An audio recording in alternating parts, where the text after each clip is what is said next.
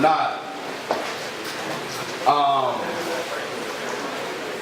spirits do jump. Spirits do jump, whether we realize it or not. And things that you watch, obviously people that we are around, who we are around can put spirits on us. You got that clip real quick?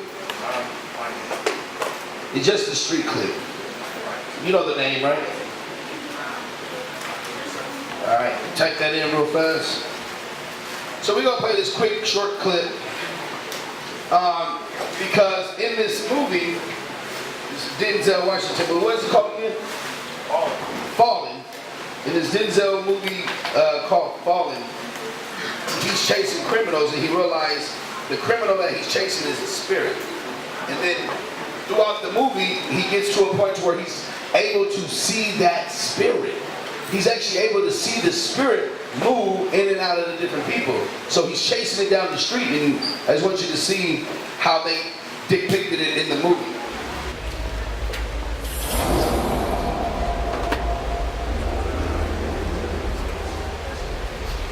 Bob, you tell me something.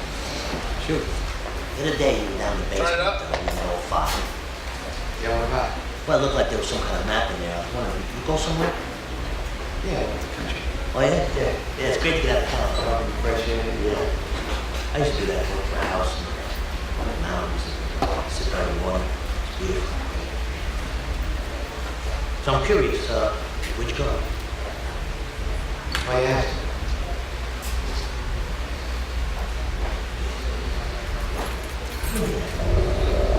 Come here.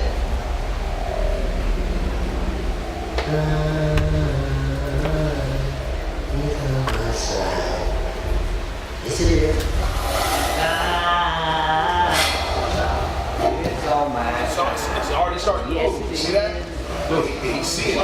Now the movie is showing that it's moving through touch. You always say that you wanna be free, but I wanna. Mike.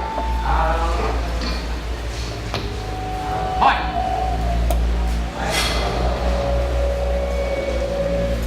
Mike. And you notice how it shows, once it moves, they get a different type of demeanor. Their countenance change. Why are you saying that song? Song. And then they don't even realize that the spirit was on. They put you up to this. Why were you singing that song? You don't know what I'm talking about. No. You don't know what I'm talking about?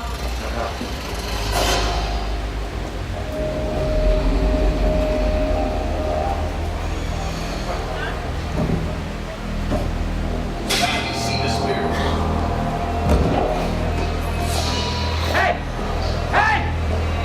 Hey, you!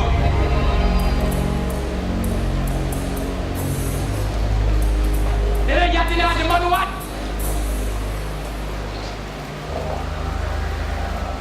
Syrian Arabic. How clever. Syrian Aramaic. Honey, is this something? So they're calling that the language of that. You know who you are. Where'd you get that? From a mom's place? Mom's something. Well, some things, pal, you should know. Like what? Like what? And if you know, you should never ever tell.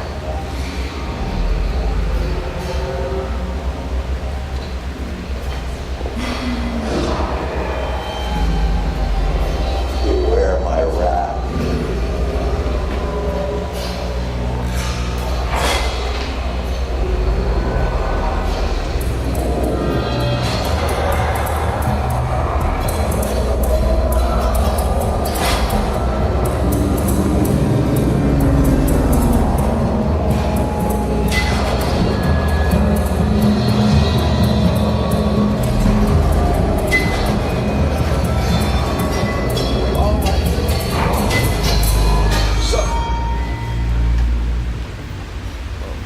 Like the movie's showing how the spirit's moving now, they show it through touch.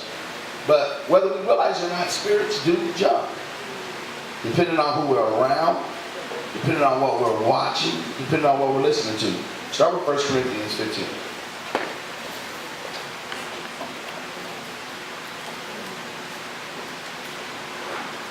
again, the title of the class is Be Aware of Who You're Around, What You Listen to, and What You Watch. 33. The book of 1 Corinthians, chapter 15 and verse 33.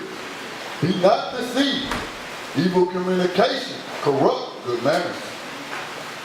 Why is Paul telling the Corinthians that? He said, don't be deceived that evil communication corrupts good manners.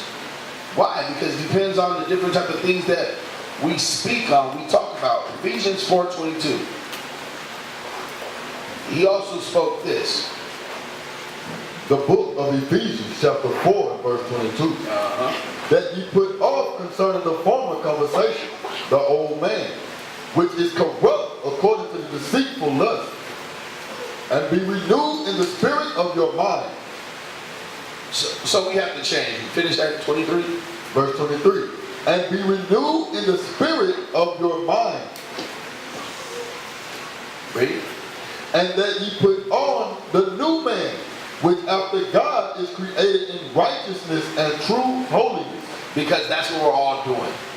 We all are trying to put on a new man. We have to be mindful of how we communicate. Because why? It could be our old man. It could be that serpent spirit that is upon us. So right now we're going to go into who we're around. Let's start from the beginning. Notice I said that serpent spirit. Let's start from the beginning. Let's go to Genesis chapter 3. Because just like communication can corrupt our good manners, who we're around can do that. We can end up being in our old man, not realizing it. Just like as we've seen in the movie, people didn't even know that the Spirit was on them when the Spirit was on them. Alright? There was a good depiction of it. Genesis 3, start at verse 1. This is the book of Genesis, chapter 3 and verse 1. Now the serpent was more subtle than any beast of the field, which the Lord God had made. And he said unto the woman, Yea, have God said, Ye shall not eat of every tree of the garden?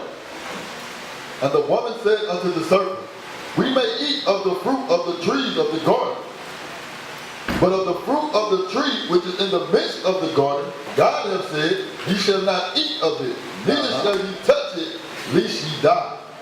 Read. And the serpent said unto the woman, Ye shall not surely die. For God doth know that in the day ye eat thereof, then your eyes shall be opened, and ye shall be as gods, knowing good and evil. Now this is what happens, even when we're around each other. You know, we are supposed to endeavor to keep the unity of peace. We are supposed to be around each other. The Most High loves that thing. He says like a precious ointment that ran down Aaron's beard. Right? So when we are around each other, that's why we must show love to each other, rebuke each other. Hey man, you going off, you're going into your old ways or whatever may have you, because otherwise what happens? We start whispering in each other's ear. Are we really trying to be malicious? Are we really? No. But we start to get carnal. We start to speak out of our old man. That's the nature of us, right? The Most High made us this way so that we can show ourselves, like the scripture says, make your election sure. So we can show ourselves approved. You see that? So, again, this is what happens. So now the serpent is whispering in Eve's ear at this time. Read. And when the woman saw that the tree was good for food, and that it was pleasant to the eyes, and a tree to be desired to make one wise, she took of the fruit thereof and did eat. Now we're not going to go into this, but this is hip talk. It's going. You later find out when you go into Wisdom of Solomon, you go into Proverbs, you find out that this is talking about idolatry. Okay, the enemy is tempting her with something that she wasn't taught by Adam. So this is what's making her go, okay, because he told her you'll be equal, you'll be as God, you'll be equal. The woman liked it that thing. I'm tired of just listening. I want to be equal. Let me show him something. But mind you, this is because she's hanging around the serpent. Read. And gave also unto her husband with her, and he did eat. Said, and also gave it to her husband, and he did eat. Meaning what? That he listened to that thing. He said, okay, this is something new. God Tell me about this. Read. And the eyes of them both were open, and they knew that they were naked. And they sewed fig leaves together and made themselves aprons. Now, I am going to touch on just one part. It said, and they knew that they were naked. Go to Genesis 2:25 real quick. The book of Genesis, chapter 2 and verse 25. And they were both naked, the man and his wife, and were not ashamed. It said that they were both naked and they were not ashamed. They were both naked and they were not ashamed. But now go down to verse 7 again. The book of Genesis, chapter 3, verse 7. And the eyes of them both were open, and they knew that they were naked. And they sewed fig leaves together and made themselves aprons. So what happened? Now they're ashamed. That's why they tried to cover themselves. Now they're ashamed of the nakedness. But before they knew that they were naked, that's what 2:25 said. They wasn't ashamed. But now all of a sudden they're ashamed. Now all of a sudden they, like the scripture says, their eyes are open. Now the question is that a good thing or a bad thing?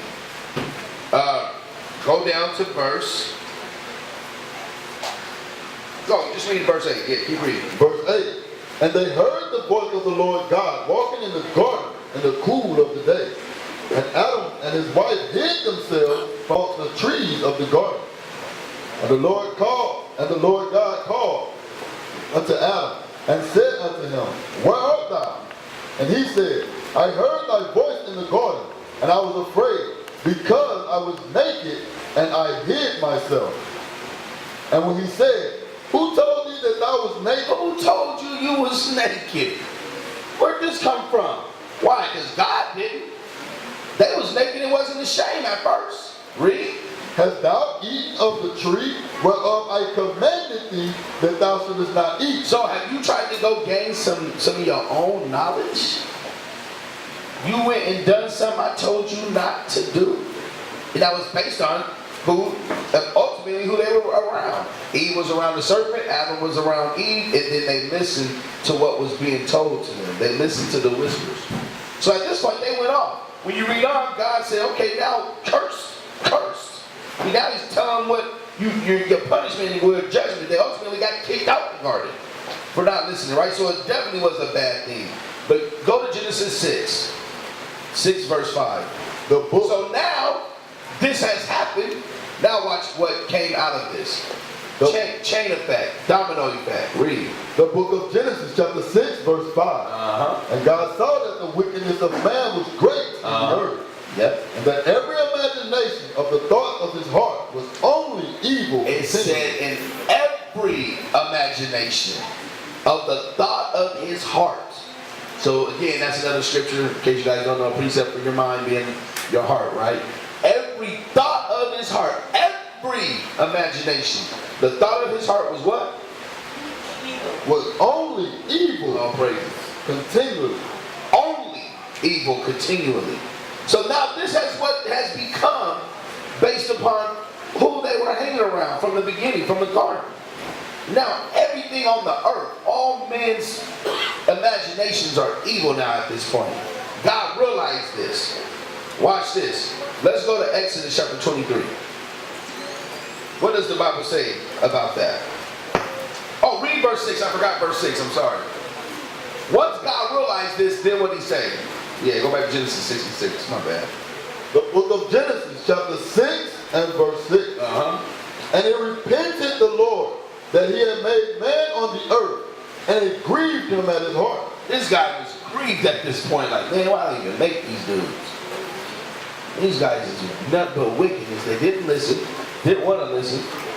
And again, all I want to point out is who they were around. Who they were around transpired to this. Read. Go to Exodus 23 and 2. This is the book of Exodus, chapter 23 and verse 2. Thou shalt not follow a multitude to do evil. Neither shalt thou speak in a cause to decline after many to wrest judgment. So, we should not be following others to do evil, right? That's what it says. Now, once you're around someone, and let's say you guys agree upon something that, let's say, happens to be evil. Do you realize that it's evil? Can you say, oh wait, that's evil, once you become agreeing?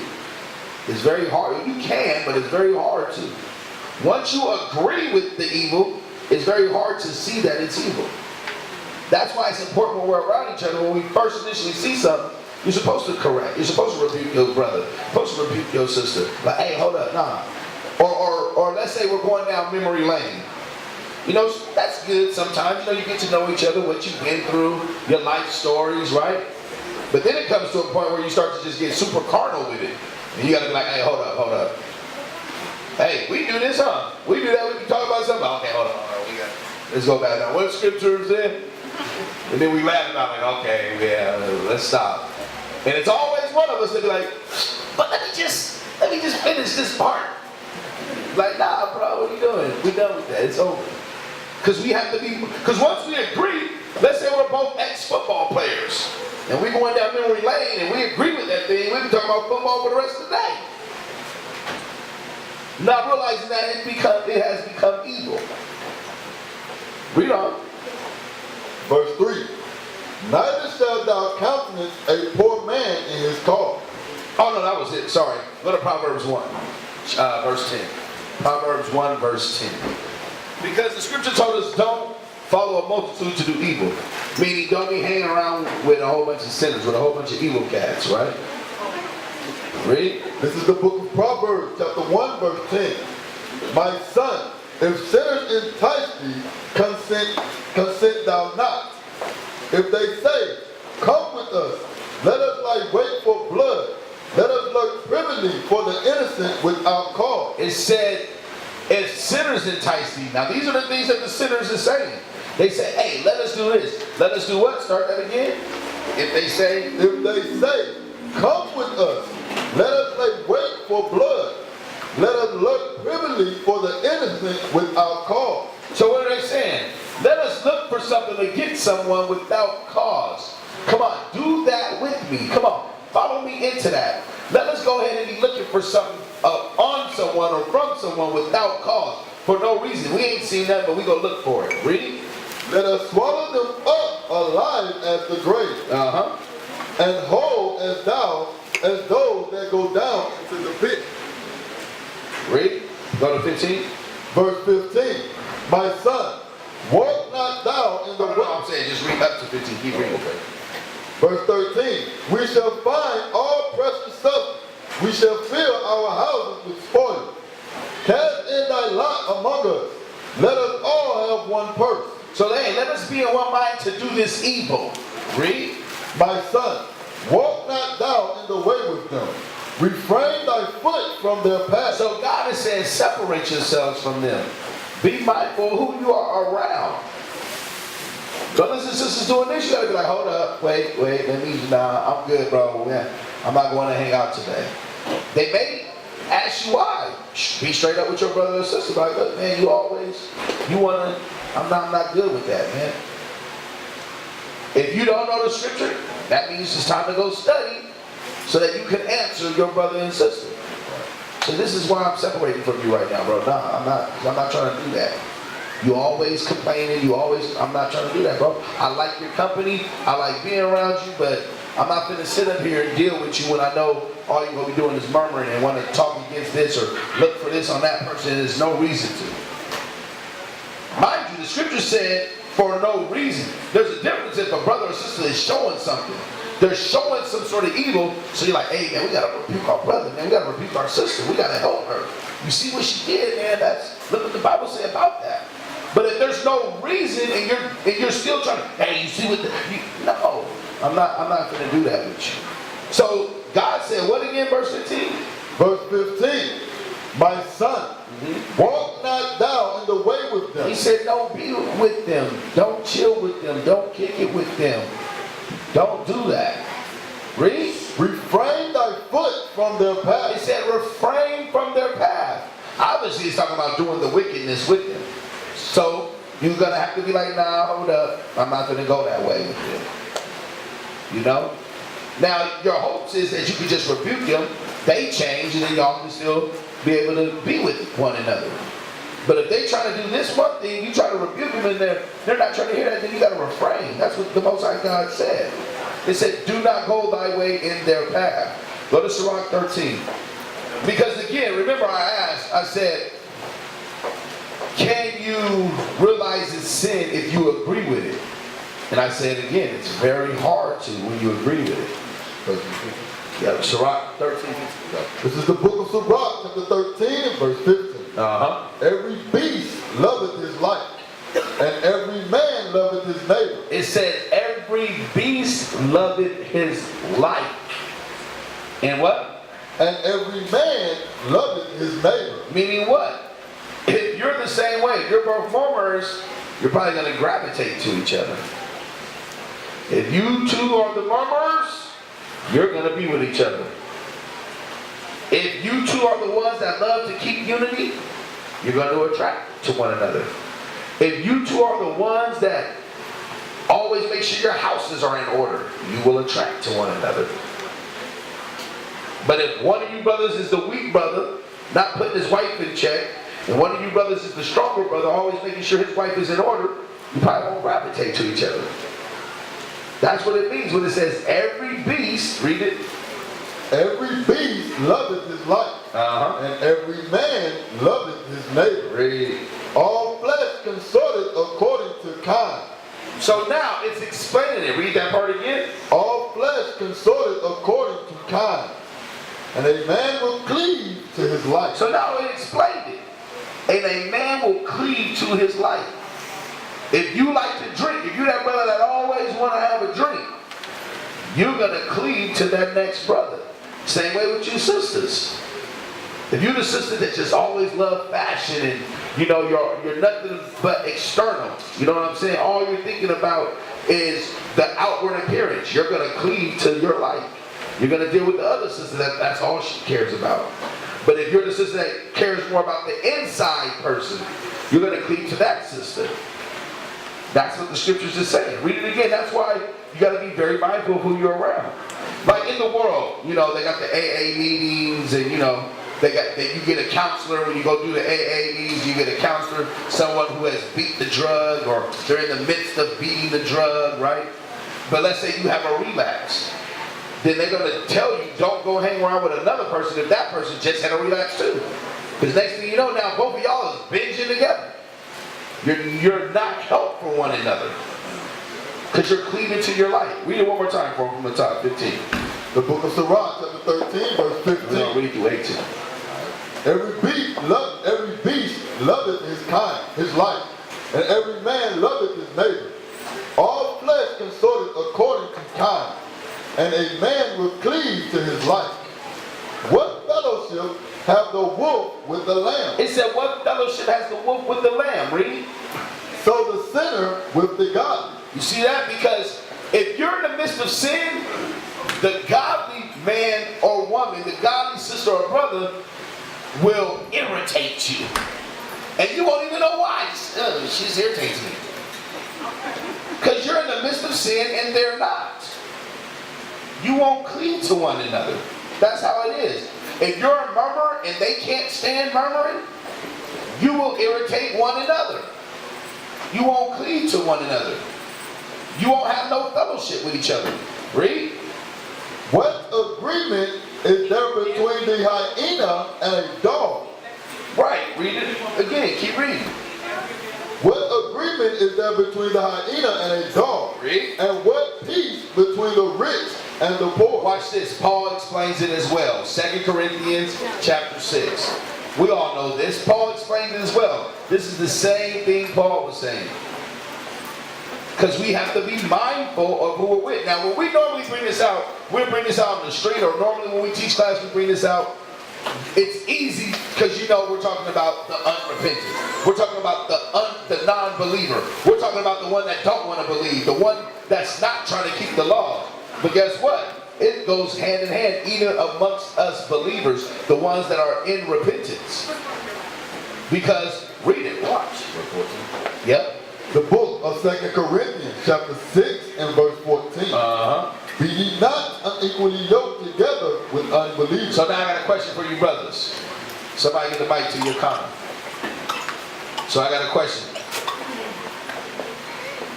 Now with what is being brought out right now, what does unequally yoked actually mean? Well, I won't say actually, because it definitely means, obviously, don't be with the believer. I mean, if you're a believer, don't be with the non-believer, right? Because you're definitely unequally yoked then. But what else? What is another underlining of it? Being unequally yoked. Okay, give it to Brother Josephus. Shalom leadership, shalom family of Shalom. Does that mean not in agreement? It does. It does mean not in agreement. What else? Because the non-agreement part is, that's the easy one, or I'll say that's the right there in your face one. Like, we understand, okay, don't be with an unbeliever. We're not agreeing, right?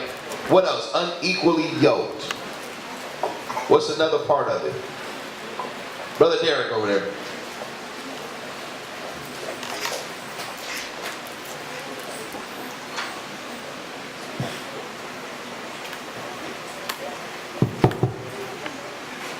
Shalom. Hey, shalom, bro. Maybe his faith isn't that strong yet. Right. What is it? The faith isn't as strong yet. Right. That's the other part. Now, does that mean don't be there to build the brother or sister up? No, that's not what that's saying. But if we're hanging around each other, and I'm bringing out scriptures, because that's what I do. I love the Bible. And you get to the point to where you ain't trying to hear the Bible, but you come to Sabbath, you come to the new moon, like, you are a believer, or you're trying, you read the fringes, you wear the fringes, but you call me about an issue you got, and immediately I want to answer you with a scripture, and then you say, I'm not trying to get a scripture right now. That's what the Bible's talking about. Don't be unequal. Well, we damn sure ain't going to have a barbecue together. That's not going to happen. I love the unity, but we ain't going to do that. Because me and you might be sitting up there chilling, talking, and you ain't trying to really hear it like that. You want to talk about what else is going on in the world. You want to talk about conspiracy theories, and I bring you to the Bible, and you say, that's also a part of being unequally yoked. Read on, watch. Now again, we always bring it to what's obviously exactly the point of the non-believer versus the believer, right?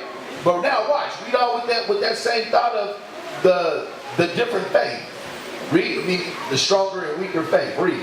For what fellowship hath righteousness with unrighteousness? Because that's what it's saying. Because guess what? Again, as we was reading, we can be being evil, not realizing it. Speaking always with our old man, conversation is being evil, not realizing it though. That made you now unrighteous. That's why we have to be careful of who we're always around or surrounding ourselves with. If you know you're a weak spirit, you shouldn't go be around another weak spirit. You should be like, let me get around some stronger spirits. And if that other weak spirit, who obviously you attract to, wants to be around, you should be like, hey, we need to go be around some some stronger spirits. We shouldn't just huddle up together by ourselves and we're both weak. Read. What communion hath light with darkness? Read. And what concord hath Christ with Belial? Or what part hath he that believeth with an infidel? Right, because remember, that's the main point of it. It's talking about the believer versus the non-believer. I just wanted to draw a little more out of it, so we can understand that, hey, if my faith is not as strong, I need to get around the stronger faith brothers. But guess what? If I'm not trying to really correct myself, I'm not going to want to be around them. Right. I'm going to want to stay with the beast of my own, another weak faith brother, or another weak faith sister. We should try to figure out how to change that. Because trust me, I don't know if y'all realize it or not, but us up here, we see the different huddles and the different cliques. We see who likes to be with who. Even the elder sisters, they have reported to us. Say, yeah, we noticed that them two always want to be around, or them three want to, and I don't think that's too good for them, because how should we say it? Go get in that conversation. What y'all sisters talking about? We tell the brothers, we tell the soldiers, hey, go see what they hollering about. We ain't trying to just be nosy. We're checking on your souls. Making sure that you're staying righteous in the faith. Because again, we do things that are unrighteous, not realizing that we're being unrighteous. That's why in Ecclesiastes chapter 5 says this.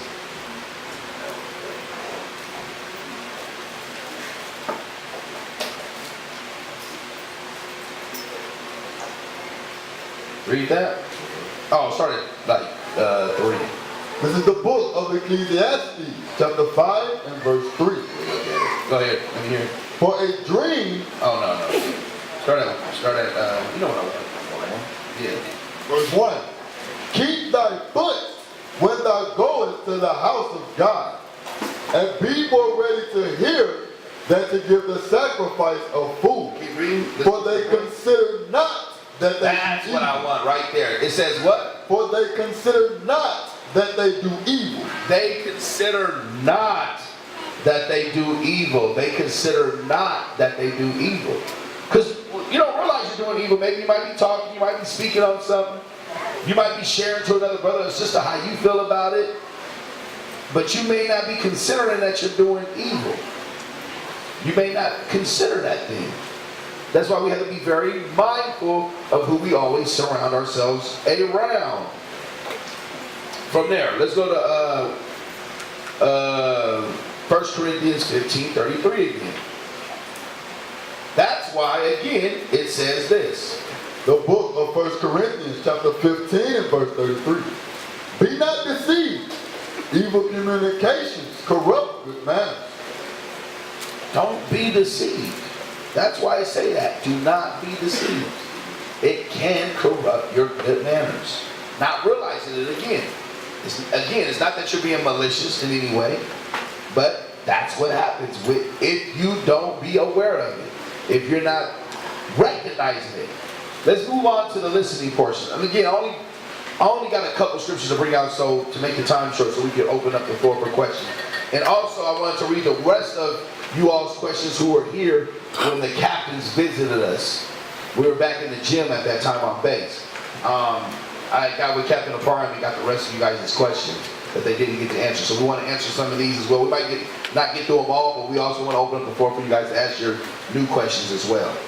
But so speaking of the listening, that was the being aware of who you're around part. And of course, there's many more scriptures I wanted to bring out, but maybe I'll end up doing a full class on it. But I just wanted to keep it short. So we got to be aware of that, right? So that's going into also listening. Because obviously we're listening to the conversations of our brothers and sisters, right? To what they're speaking on. But what about just the radio? What about, whatever you decide you like to hear or listen to? Maybe you like soft music, whatever it is. Watch this. We don't realize that puts spirits on you. You listen to a love song, now you full with lust, not realizing it. Right, you ain't married. You don't realize it. That's putting a spirit on you. Watch, we're going to show you that in the Bible. Go to 1 Samuel 16. Go to 1 Samuel 16 and start at 23. The book of 1 Samuel, chapter 16 and verse 23. And it came to pass, when the evil spirit from God was upon Saul. So, when Saul had an evil spirit upon him, that David took in heart and played with his hand. So Saul was refreshed and was well, and the evil spirit departed from him. So what happened? By David playing music, a harp, to King Saul, the evil spirit came up off of him. He was renewed. He got a good spirit upon him, based upon the music he was listening to. Watch this. Jump up to 14. They understood that. Watch. Read. Verse 14. But the spirit of the Lord departed from Saul, and an evil spirit from the Lord troubled him. Read. And Saul's servant said unto him, Behold now, an evil spirit from God troubleth thee. Let our Lord now command thy servants, which are before thee, to seek out a man who is a cunning player on an harp. And it shall come to pass, when the evil spirit from God is upon thee, that he shall play with his hand. It was like, I got a bad spirit right now. I need some good harp. I need some good sound that can put me back in the right spirit. So they understood that there's spirits in what you hear. They went and searched out someone who could play it, so that that spirit would come off of King Saul. You see that? They understood that thing. What you listen to will put a spirit on you. That's why I mess with brothers a lot. I always listen to that nigga music. Oh, being a nigga, my kids, they know. Tell them all the time, oh, nigga music, okay. How do you know that new nigga song? Being a nigga. It is what it is. I don't care who you are, that's what it is. If it's according to the Bible, that's what it is. Just like when we go watch movies. Officer Benign, no. I don't go with him to every movie. That brother want to go see. No, I'm not doing it. Because you gotta be mindful. Not saying that, oh, he's just totally evil. But the scripture says, know what's good for you. That's what the scripture says. Know what's good for you. Right? Go to, where was that? Go to 1 Kings 22. You don't like watching a Avenger movie. You're the only movie I go to. Ain't no point. Not for me. Tell them though, remember we watched story. I watched it. That's right. It was better than what I thought. I was looking for the spiritual side of it. I heard one of the leadership talk about it. Okay, I'll go down. Go to Job. So now I'm about to go into what you watch. Again, like I said, just a couple scriptures on each one. There's many more, but for time's sake, I want to get some questions in. Go to Job chapter 31. So now we have to be mindful of what we watch. Like I said earlier, is because why? What we look at can put a spirit on you. Mainly covetousness. Depending on what you're watching, covetousness will jump on you. Alright? Which will turn into pure lust.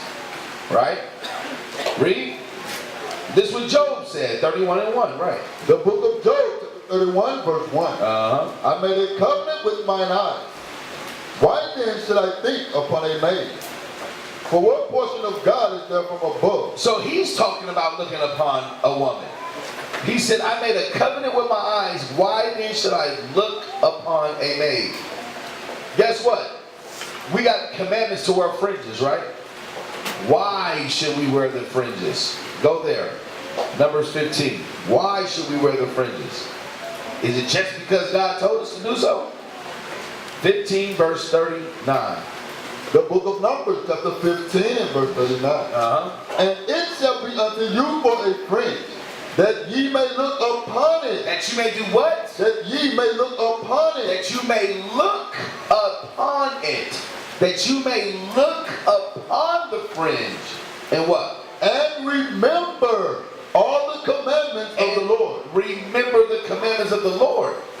So it is something that happens when you look upon things. Let's go to Numbers chapter 21. Yeah, go ahead. Real quick.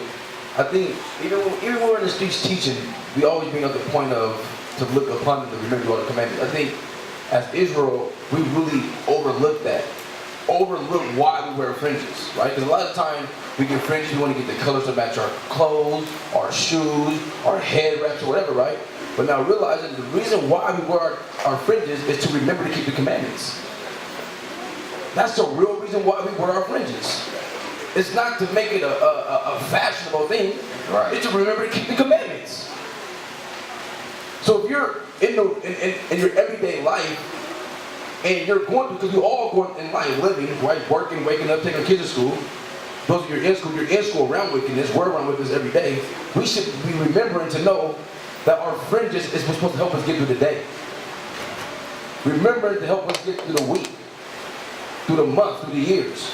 So when you're battling something, or you're going through something, that's why you're wearing your fringes. You're wearing your fringes to remember to keep the commandments. To remember that God gave us this for us to be right with Him. We don't do it just for a fashion.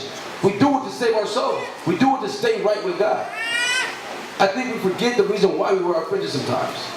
But our job is to keep the commandments, and the way of God helping us do that is by giving us something physical that we can look at every single day we wake up. It's not just a fashion statement why we wear our fringes. So remember that. Hey, all praises to the Most High. Again, it's so that we can look upon him. What we look upon puts a spirit on us, good or bad. Go to Numbers 21. This is the book of Numbers, chapter 21 and verse 6. And the Lord sent fiery serpents among the people, and they bit the people, and much people of Israel died. Therefore, the people came to Moses and said, we have sinned, for we have spoken against the Lord and against thee. Pray unto the Lord that he take away the serpents from us. And Moses prayed for the people. Because what was going on? They was whispering in each other's ear. They agreed. So they didn't realize that they was in evil as they were speaking against Moses and against God. They thought they was just talking mess about Moses, not realizing they were going against God because God had set Moses up. Right? We've been over this before, so they was talking about their leadership. They were talking, murmuring against their leadership one to another. And then God had to send serpents upon them. Then they realized, dang, we sinned, man. Now they're going back to their leadership like, oh man, we spoke against you and God. Oh, help us. Read. And the Lord said unto Moses, make thee a fiery serpent, and set it upon a pole. And it shall come to pass that everyone that is bitten, when he looketh upon it, when you what? When he looketh upon it. So, why do you think, if you guys notice, what's on the back of the ambulance?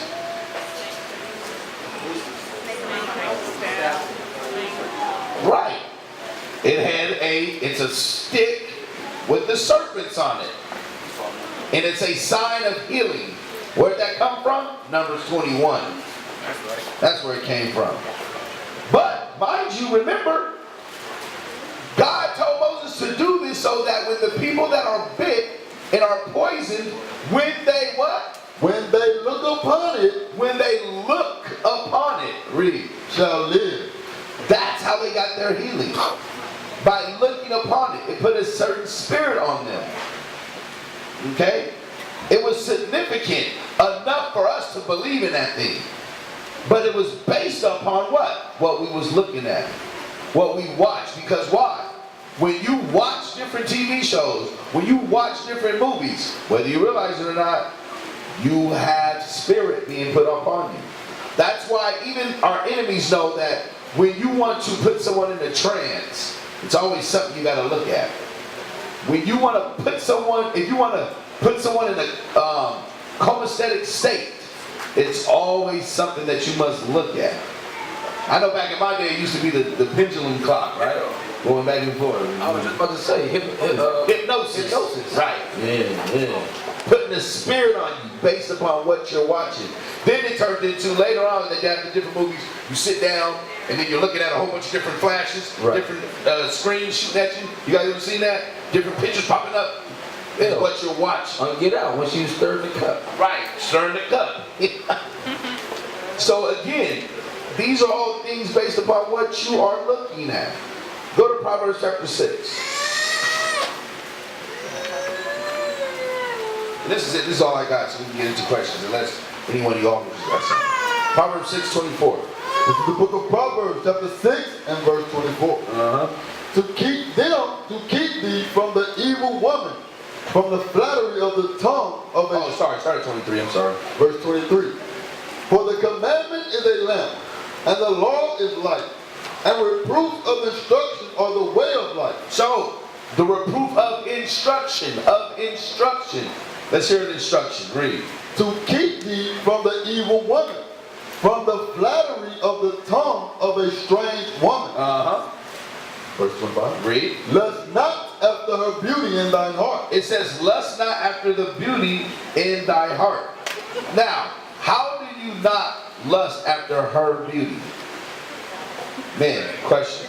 Yokana, Mike. Brother Torrin.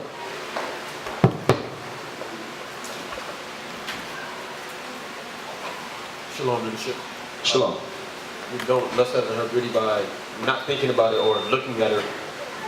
That's how you're even going to think about it. That's why it says her beauty. We lust after anything, but how do we get to the point of lusting after it? because of what we see. It may look good. We lust after food because it looked good. Why do you think there's a such thing called advertisement? You wasn't hungry until you seen the commercial. Hey, I'm hungry all of a sudden. It's because of what you look at, because of what you see. So it said, do not lust after her beauty. Read. In thy heart. In thy heart. Neither let her take thee with her eyelids. Why? How? How does she take you with her eyelids? How does she take you with her eyelids? Brother Zebediah. Shalom, Zebediah. Shalom, with her eyelids with her seductive looks. With her seductive looks. Now, how can you be seduced by her looks? Because you're looking back. Watch this. Watch this on Lion King.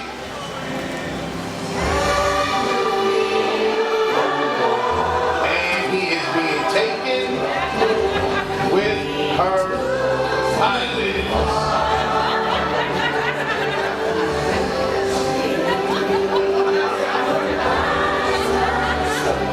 That's it. That's how you are being taken with the eyelids. It is what you are looking at, what you watch. Today, we don't get taken with eyelids, right? We get taken with frame. You watch it from behind. Who know that movie, Waiting to Exhale? Is he looking? But again, that's what the Bible is talking about. We have to make sure that we be mindful and be aware of who we are around, what we listen to, and what we watch. All right? That was it. I didn't even want it to go that long, but all praise it. Officers, you guys got something? I got one. Yep. Number 16. Huh? Number 16. All praise Korah. Yep. So I want to show y'all how deep this goes. The spirit of watching, being around, that's deep, because we're going to get it out the scripture where people didn't pay attention to who they was around and watch what happened to them.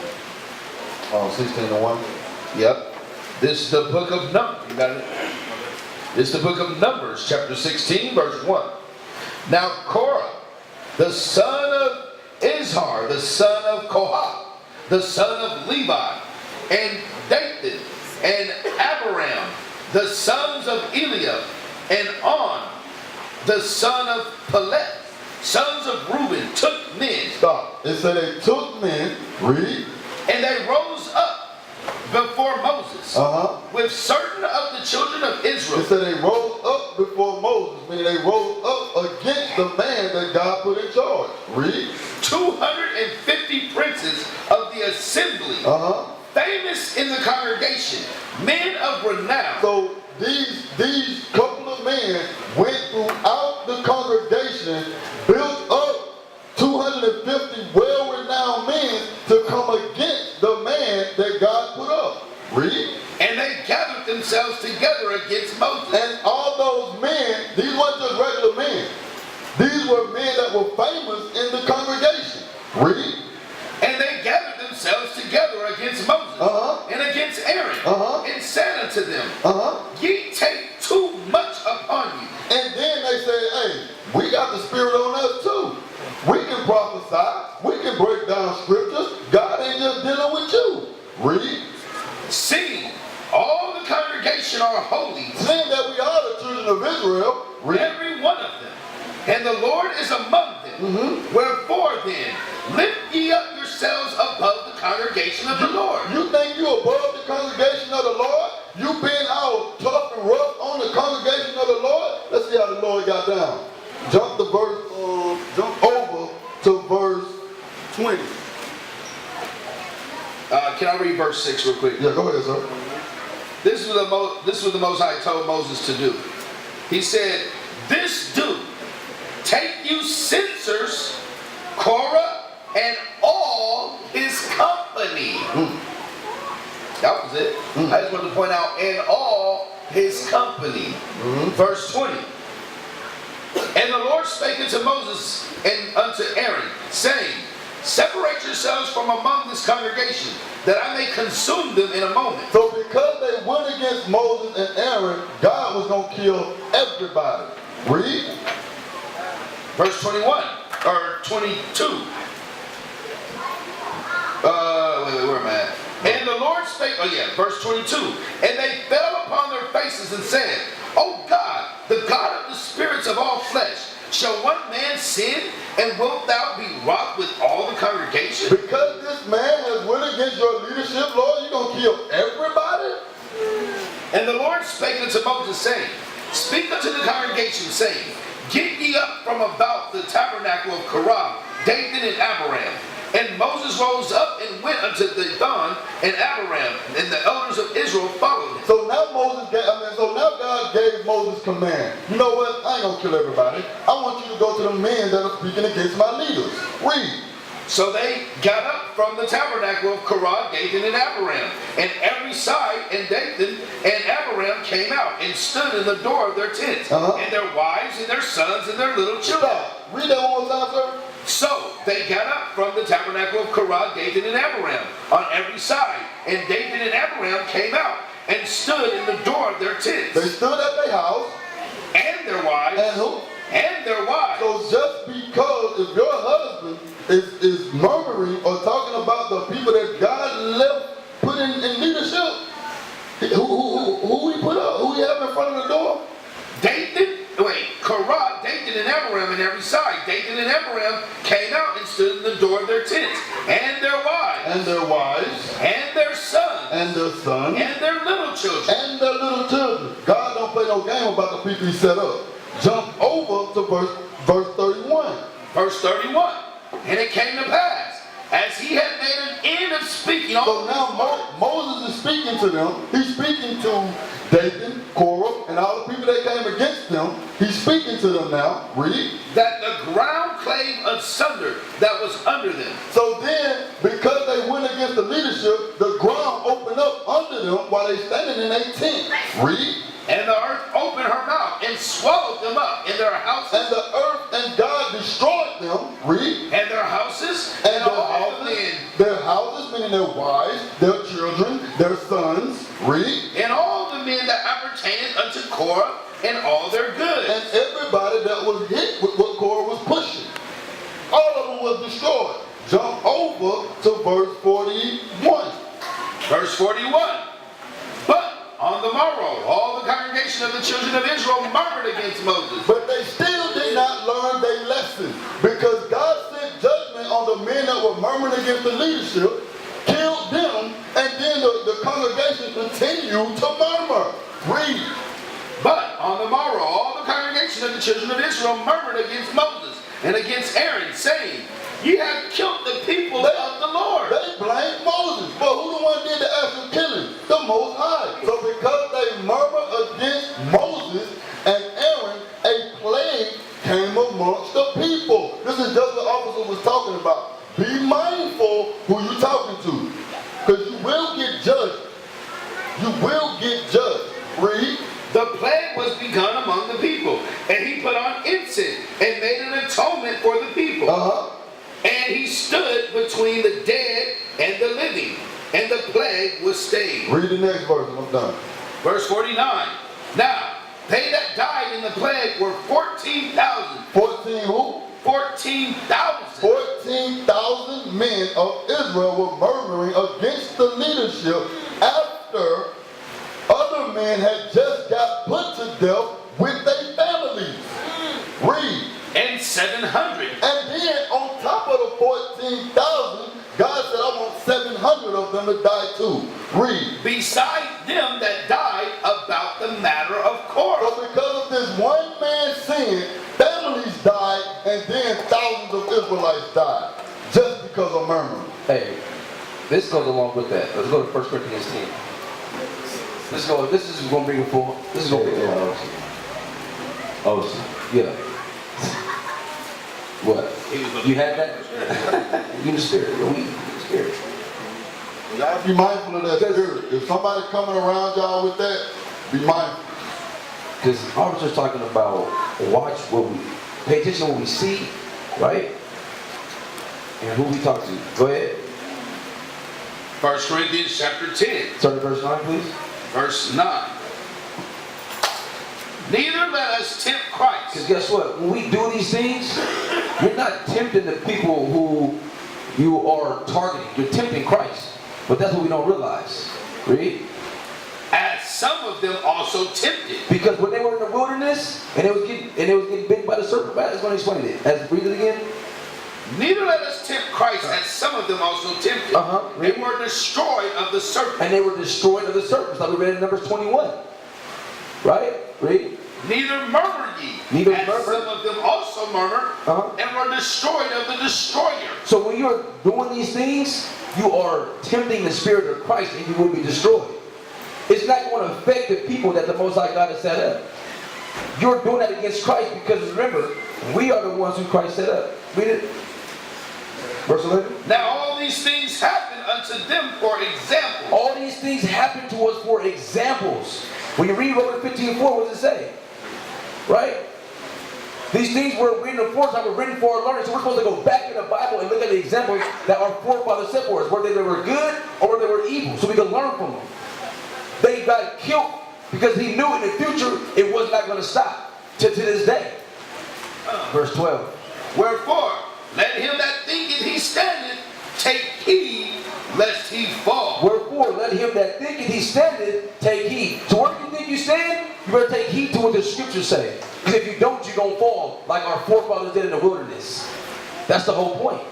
It's to watch and look at the example of our forefathers. That's it. Hey, you know what the problem is? When we go to the street and teaching the people, right?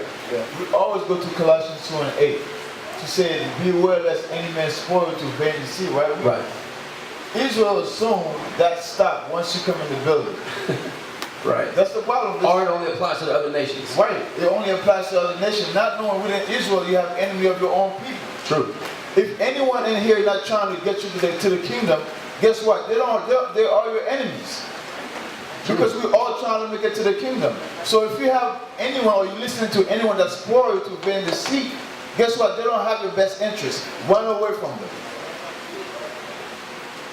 That's it. We're not here to play games with anyone. If you have an issue, if you're listening to people that's spoiling your mind, then you're going to go against what God has set up. And Romans 13, give me Romans 13. 13:1. Romans 13:1? Yep. The book of Romans chapter 13 and verse 1. Let every soul be subject unto the higher powers. For there is no power but of God. The powers that be are ordained of God. So we use that a lot to say things like, we obey the law of the land, right? Right. Why do we have to do that? Why do we have to obey the law of the land?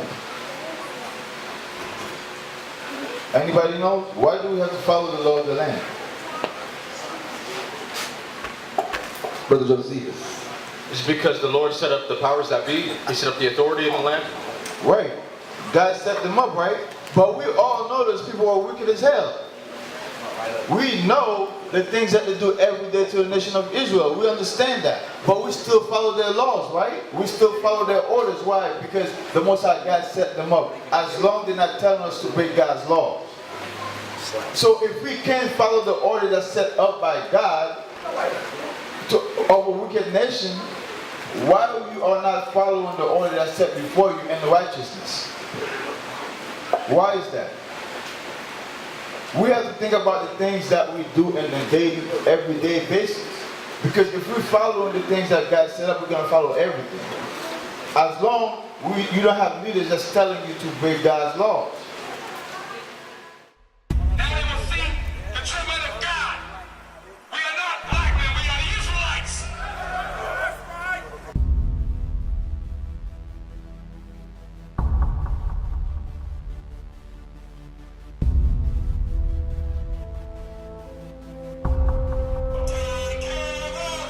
Take care of us. And our children too. We have abandoned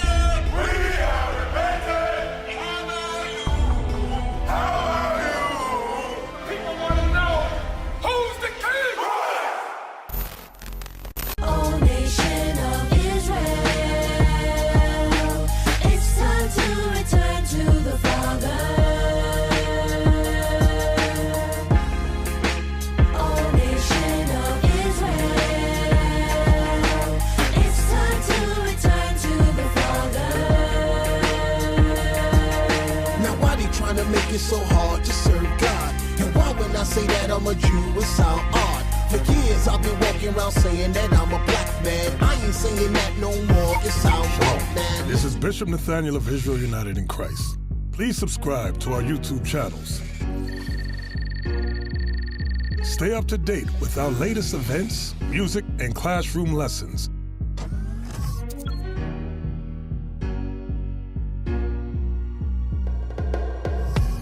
IUIC plans to continue visiting different countries where this gospel has not been preached before. IUIC needs your help in pushing this truth.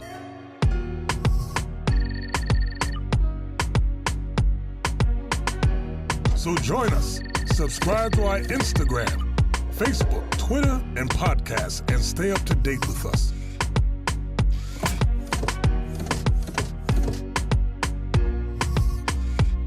For more information, please visit www.israelunite.org.